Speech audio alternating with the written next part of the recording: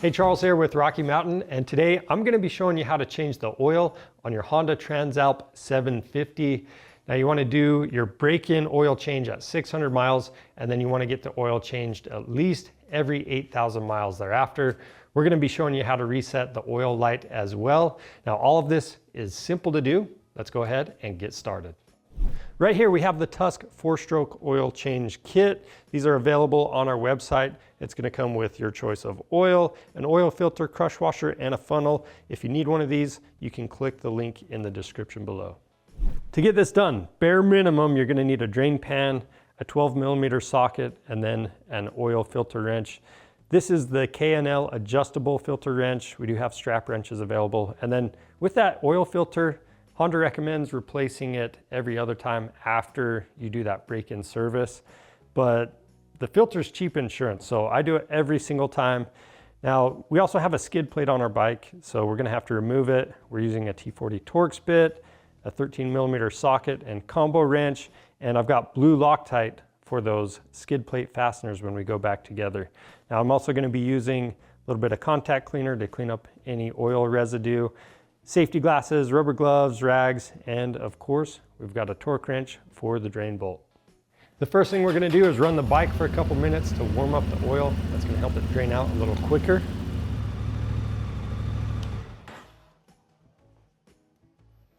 Next, if you have a skid plate installed, go ahead and remove it.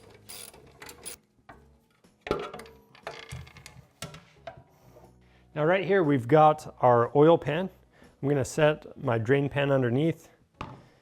Then I've got my 12mm socket, and I'm going to loosen and remove the drain bolt.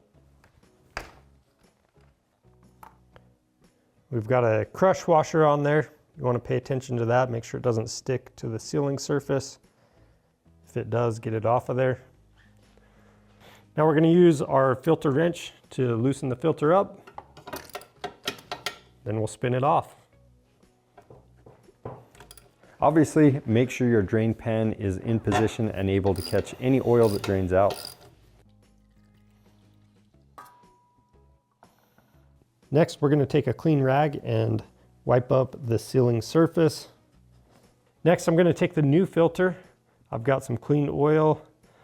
I'm going to apply some of that to that gasket. Then we can thread the new filter on, and as soon as this gasket lightly seats against that sealing surface, we're going to go an additional 3/4 to 1 turn. And if you need a spec on that, the manual is going to call for 19 foot-pounds. And then if there's any residual oil, make sure you wipe that down. You can spray off the headers with a little contact cleaner. And just make sure that the engine and headers are cooled off before you do this.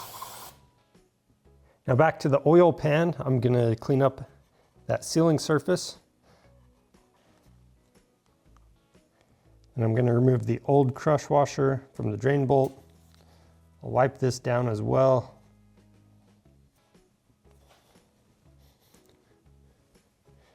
Install the new crush washer that came in the kit.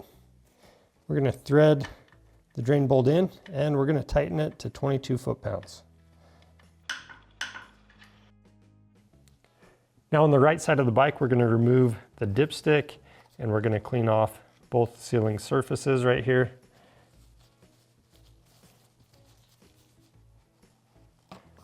Now we can use our supplied funnel, and if you didn't replace your filter, it's going to be 3.4 liters. If you replace the oil filter, it's going to be 3.6. Now, I like to replace the filter every time just because it's cheap insurance, and 8,000 miles isn't that often to be changing your oil. So I definitely recommend doing that.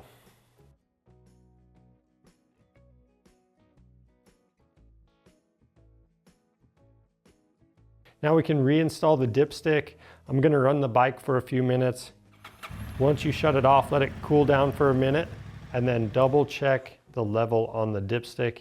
When you do that, wipe the dipstick off. You're gonna set it in without threading it in, and then pull it back out and make sure that the oil is in between the minimum and maximum marks on the grid.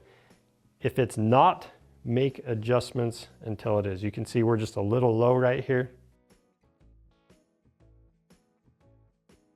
So I've added my oil. It's up on the grid. So we are good to go. We can thread this back in and then reinstall our skid plate. And before I lift the skid plate into place, I'm going to take a quick look around and make sure I don't have any oil leaks.